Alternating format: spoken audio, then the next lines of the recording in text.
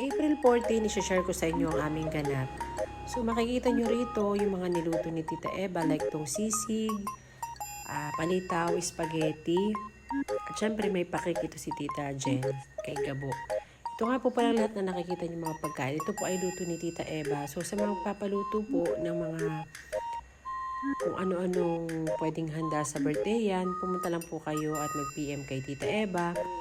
At kayo po ay pagluluto niya. Ang kanya pong spaghetti ay talaga masarap po. As in, lahat po ng luto ni Tita Eva ay masarap. Every time na ang family Abala po ay may ganap.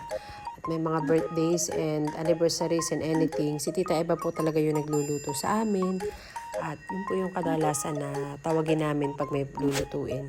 So, tingnan nyo naman, meron pa ritong nilagang baboy, may inihaw na isda. At ito nga po pala ang inyong chubby vlogger. Maya-maya ay magpipray na at kakain na tayo. Panginoon, sa araw na ito at muli mo kami nga binigyan ng kalakasan sa aming katawan.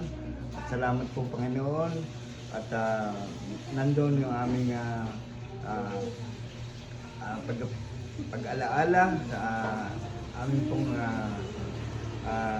isa sa mga kapamilya na si Gabo.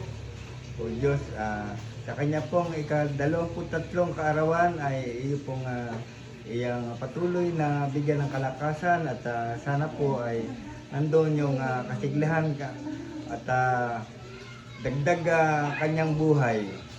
At iyo pong basbasan ang pagkain ito at nawa po ay maging kalugod-lugod at maging kasiyahan sa aming physical na katawan. Ang lahat pong ito ay amin pong pinasasalamatan sa araw na ito at muli mo kami binibigyan ng kalakasan sa araw-araw. Ang lahat pong ito ay amin dinadalangin po sa pangalan po ng inyong anak.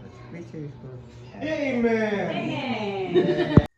So after ngang manalangin, kanya-kanyang kuha na muna kami at sabi namin ay thank you na naman sa sponsor. Syempre walang iba ang aming Tita Jen